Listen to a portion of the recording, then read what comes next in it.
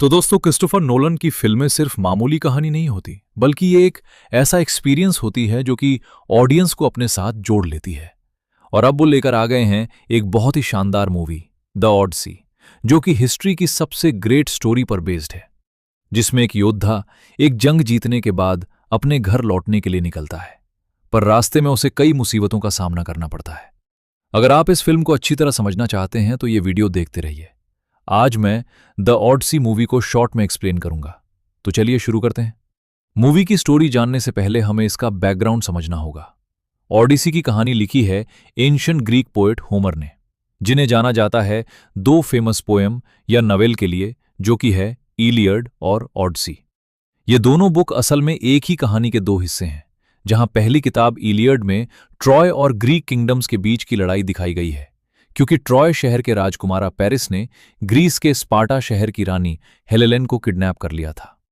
तब हेलेलेन के पति मेनेलेस ने अपने भाई एगमेमनोन को यह बात बताई, जो कि ग्रीस का एक बड़ा राजा था। इसीलिए फिर एगमेमनोन ने मेनेलेस और कई ग्रीक राजाओं के साथ मिलकर ट्रॉय के खिलाफ जंग का ऐलान कर दिया। फिर वो लोग समुद्र से होते हुए ट्रॉय पहुंच गए, लेकिन वो शहर के अंदर नहीं घुस पाए, क्योंकि ट्रॉय की दीवार बेहद मजबूत थी और उसे तोड़ना नामुमकिन था। ट्रोजन यानी ट्रॉय के लोगों ने इस बात का फायदा उठाया और वो ग्रीक आर्मी से शहर के बाहर आकर ही लड़ने लगे, ताकि उनके राज्य को कोई नुकसान ना हो।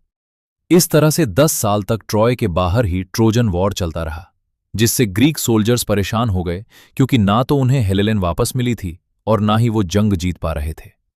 तब ग्रीस के इथेका शहर के राजा ओडेसियस, जो कि बहुत होशियार और बहादुर था, उसने एक प्लान बनाया और ट्रॉय में घुसने के लिए एक बड़ा लकड़े का घोड़ा तैयार किया, जिसके अंदर ग्रीस के कई अच्छे योद्धा छुप गए। इसके बाद बाकी ग्रीक आर्मी वहां से हट गई और उन्होंने अपने जहाज भी छुपा दिए, जिसकी वजह से ट्रॉय वालों को लगा कि ग्रीक सोल्जर्स हार मान के वापस चले गए और उन्होंने उनके लिए एक तोहफा छोड़ा है, जो था वो बड़ा लकड़े का घोड़ा। इसीलिए ट्रोजन उस तोहफे को अपने शहर के अंदर लेकर चले गए। फिर जब आधी रात को ट्रॉय के सब लोग सो गए, तब ग्रीक सोल्जर्स उस घोड़े में से बाहर निकले और उन्होंने अंदर से शहर का दरवाजा खोल दिया, जिससे बाकी ग्रीक आर्मी ट्रॉय के अंदर आ गई और उन्होंने वहां के सभी लोगों को मार के हेलेलेन को छुड़वा लिया। यहां खत्म होती है पहली कहानी इलियड। इसके बाद शुरू होती है दूसरी कहानी ऑडिसी, जिसमें इथेका के राजा ओडिसियस की घर वापसी दिखाई गई है। तो इस मूवी की शुरुआत में हमें यह पता चलता है कि ग्रीस के लोगों ने ट्रोजन वॉर जीत लिया, जिसके बाद मेनेलेस अपनी बीवी हेलेन को लेकर स्पार्ट की तरफ निकलता है और एगमेमनॉन और बाकी राजा अपने अपने शहरों की तरफ। लेकिन ऑडियस सीधे अपने शहर इथेका जाने की बजाय दुनिया घूमते हुए घर लौटने का फैसला करता है। इसीलिए वो और उसकी सेना अपने समुद्री जहाज लेकर अलग दिशा में निकल जाते हैं। रास्ते में उन्हें खाने की जरूरत पड़ती है, तो वो लोग अलग अलग टापू पर रुकते हैं। इस तरह से वो अपना सफर जारी रखते हैं। फिर वो लोग एक वीरान टापू पर उतरते हैं, जहां ओडिसियस को एक भेड़ नजर आती है, जिसका वो पीछा करता है, ताकि उन्हें भेड़ों का पूरा झुंड मिल जाए।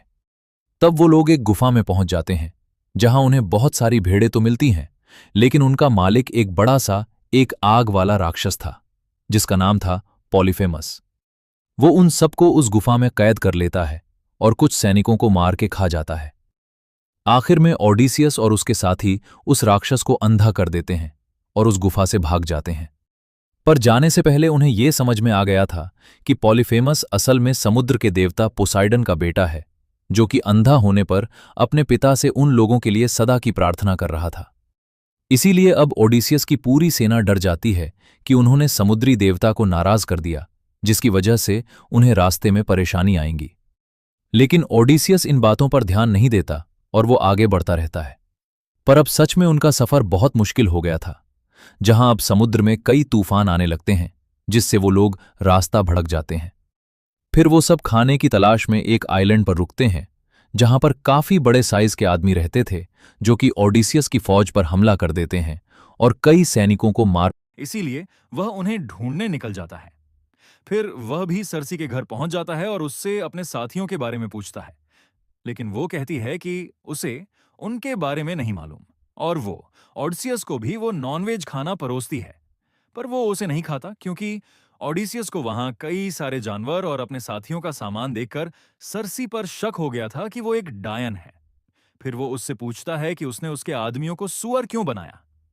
तब सरसी बोलती है कि अक्सर उस टापू पे कई सैनिक आते हैं जो कि उसका सामान और इज्जत लूटने की कोशिश करते हैं। इसीलिए वह उन्हें खाने का लालच देकर एक जानवर बना देती है। इस पे ओडिसियस बोलता है कि उसके साथी ऐसे नहीं हैं, वो बस अपने घर लौटना चाहते हैं। इसीलिए सरसी उन सबको वापस इंसान बना देती है। फिर जब ओडिसियस उससे घर जाने का रास्ता पूछता है तो सरसी बोलती है कि वह लोग खो चुके हैं और अब उन्हें वापस लौटने के लिए मुर्दों की नगरी जाना होगा, जहां टेरेसियस नाम का एक अंधा पैगंबर उन्हें सही रास्ता दिखाएगा। तब ओडिसियस और उसके साथी अपना जहाज लेकर सरसी के बताए रास्ते पर निकल जाते हैं और एक अंधेरे आइलैंड पर पहुंचते हैं, जहां एक जानवर की बलि देने पर वहां कई सारे मुर्दे आ जाते हैं जो कि उन लोगों की आत्मा थी जो कि उस जंग और सफर में मारे गए थे। उनमें एगम अम्नोन भी शामिल था, जो कि ओडिसियस को बताता है कि जब वह घर लौटा तब उसकी बीवी ने ही उसे धोखे से मार दिया, इसीलिए वह संभल के अपने घर जाए। फिर एक सिपाही ओसियस को बोलता है कि उसके राज्य में उसी के खिलाफ षड्यंत्र चल रहा है। इसके बाद वहां टेरेसियस ओडेसियस को आगे का रास्ता समझाता है और यह भविष्यवाणी करता है कि उस सफर में सभी सैनिक मारे जाएंगे और सिर्फ वही अकेला जिंदा बचेगा। लेकिन ओडेसियस उसे बोलता है कि वह अपने दोस्तों को मरने नहीं देगा। तभी उस जगह पे कई सारे मरे हुए सिपाही ओडेसियस और उसके साथियों पर हमला कर देते हैं, क्योंकि वह उन्हें मरने से बचा नहीं पाए थे। तब वह सब वहां से बच के भागते हैं और टेरेसियस के बताए रास्ते पर चलने लगते हैं, जहां वो कई मुसीबतों का सामना करते हैं, जिसमें कुछ सैनिक मारे जाते हैं। आखिर में वो लोग एक ऐसे आइलैंड पर पहुंचते हैं जहां कई सारी गायें मौजूद थीं, जिनका मालिक था सूर्य देवता। टेरेसियस ने उन गायों के बारे में कहा था कि उन्हें खाना मत, नहीं तो वह सब मारे जाएंगे। ओडेसियस यह बात अपने साथियों को बताता है, जो कि वह पहले मानते भी हैं। लेकिन फिर वो लोग कुछ दिन तक उस आइलैंड में फंस जाते हैं और उन्हें वहां खाने के लिए कुछ नहीं मिलता। इसीलिए बाद में वह सैनिक एक गाय को मार के खा जाते हैं, जिससे ओडिसियस बहुत नाराज हो जाता है। फिर उन्हें वो आइलैंड से निकलने का मौका मिलता है और तब उन लोगों को वो गाय खाने की सजा मिलती है और समुद्र में तूफान आने लग जाते हैं। आखिर में उन पे आसमान के देवता जियोस का कहर बरसता है और उनके जहाज पर बिजलियां गिरती हैं, जिससे वो नाव टूट जाती है और सभी सैनिक डूब के मर जाते हैं। अब सिर्फ ऑन्डिस ही जिंदा बचा रह गया था, जो कि बेहोश हालत में एक जादुई टापू पर पहुंच जाता है, जहां कोई नहीं रहता था सिवाय एक औरत के, जिसका नाम था कैलिप्सो। वो बहुत खूबसूरत और अमर थी, क्योंकि वो एक देवी थी। उसे ओडिसियस से प्यार हो जाता है और वह उसकी बहुत सेवा करके उसे ठीक करती है। कैलिप्सो ओडिसियस से शादी करना चाहती थी, लेकिन वो अपने घर वापस जाना चाहता था। इसीलिए फिर कैलिप्सो उसे एक जादुई फूल खिलाना शुरू करती है, जिससे ओडिसियस की याददाश्त चली जाती है और वह अपने घर परिवार को भूल के वहीं रुक जाता है। लेकिन ओडिसियस वहां खुश नहीं था। उसे अभी भी घर लौटने की बेचैनी सता रही थी।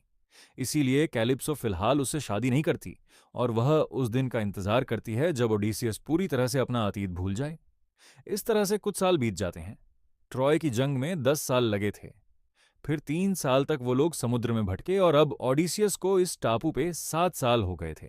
मतलब वह 20 साल तक अपने घर से दूर था। इसी वजह से उधर इथेगा में सबने यह मान लिया था कि ओडिसियस मर चुका है। लेकिन उसकी बीवी पेनेलोप, बेटा टेलेमेकस और एक अंधे नौकर ईमियस को यह यकीन था कि उनका राजा जिंदा है और वह जरूर वापस आएगा।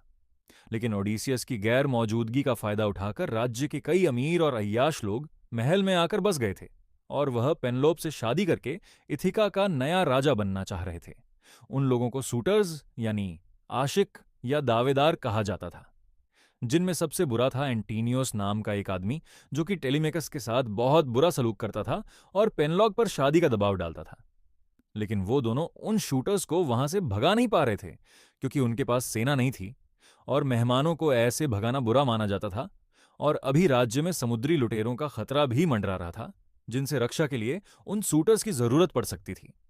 इसीलिए पेनालप किसी तरह उन्हें झेल रही थी और शादी की बात को बहाना बनाकर टाल रही थी। पर टेलीमेकस अब इससे बहुत परेशान हो गया था। इसीलिए वह अपने पिता को ढूंढने का फैसला करता है, जिसके लिए वह कुछ लोगों के साथ स्पार्टा जाकर मेनलेस से मिलता और उससे ओडिसियस के बारे में पूछता है। तब मेनलेस टेलीमेकस को बताता है कि कैसे उन्होंने ट्रोजन वॉर जीती और उसके बाद सब लोग शहर रवाना हो गए सिवाय ओडिसियस के। लेकिन उसके आगे क्या हुआ यह मेनलेस को नहीं मालूम था।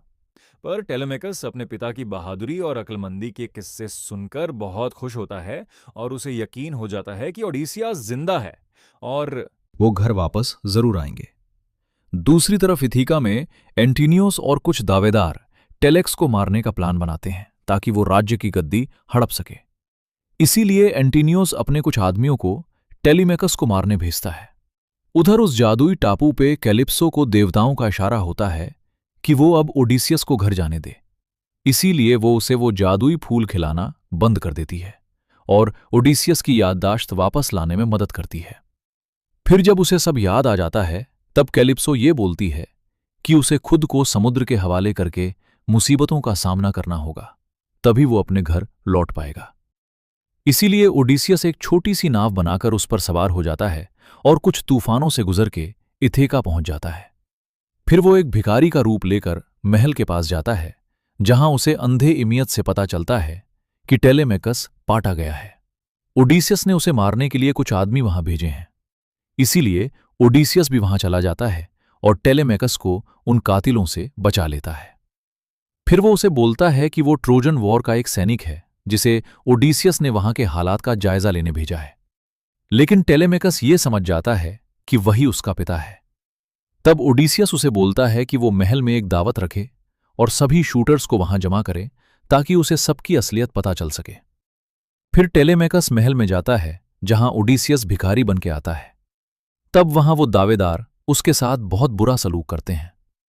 इसके बाद पेनालॉक उस भिखारी से बात करती है तो वो बोलता है कि वो ट्रोजन वॉर में ओडिसियस के साथ था, जहां उन लोगों ने ट्रॉय की जनता के साथ बहुत गलत किया और कई बेगुनाह लोगों को मार दिया। यहां तक कि उन्होंने देवी अथीना की मूर्ति तोड़ के उसकी पुजारिन को भी खत्म कर दिया। तब से ओडिसियस को अथना उस पुजारिन के रूप में दिख रही थी और उसे उसके पापों का एहसास दिला रही थी। इसलिए ओडिसियस को लग रहा था कि उनके साथ उस सफर में जो कुछ भी हुआ वो उन्हीं के कर्मों का फल है। इसके अलावा राज्य में जिन समुद्री लुटेरों की बात चल रही थी वो असल में ग्रीक सिनाही थी, जो कि खाने की तलाश में कई टापुओं को लूट रहे थे। फिर ओडिसियस पेनेलोप को बोलता है कि उसके पति जिंदा है और वो सही वक्त आने पर वहां पर आ जाएंगे। तब पेनेलोप महल में एक प्रतियोगिता रखवाती है और सभी शूटर्स को बोलती है कि जो भी उस धनुष की डोरी बांध के 12 कुल्हाड़ियों के बीच से तीर चलाएगा वो उसी से शादी करेंगी। फिर सभी दावेदार एक एक करके उस धनुष में रस्सी बांधने की कोशिश करते हैं, लेकिन किसी से भी वो काम नहीं हो पाता, क्योंकि वो धनुष ओडिसियस का था और उसे इस्तेमाल करने की ताकत सिर्फ उसी में थी। तब आखिर में वो भिखारी सामने आता है और उस धनुष में रस्सी बांध देता है, जिससे सभी शूटर्स ये समझ जाते हैं कि वो ओडिसियस है। इसीलिए वो उस पर हमला कर देते हैं, पर ओडिसियस अकेला ही एंटिनियोस और कई दावेदार को मार डालता है, जिससे डर के बाकी लोग हार मान लेते हैं और उसके सामने झुक जाते हैं। आखिर में पेनेलोप अपने पति से मिलकर बहुत खुश होती है। इस सब के बाद में ओडिसियस अपने बेटे को इथिका का नया राजा बना देता है और पेनेलोप के साथ शहर छोड़कर शांति की तलाश में निकल जाता है, जहां वो दोनों पश्चिम के एक अनजान टापू पे जाकर सभी मरे हुए सैनिकों को श्रद्धांजलि भी देते हैं। तो दोस्तों, ये था ओडिसी मूवी का एक्सप्लेनेशन। अगर आपको ये वीडियो अच्छी लगी हो तो इसे लाइक और शेयर जरूर करिए और ऐसी ही इंटरेस्टिंग वीडियोस देखने के लिए सब्सक्राइब कीजिए हमारा चैनल और इस बेल आइकन को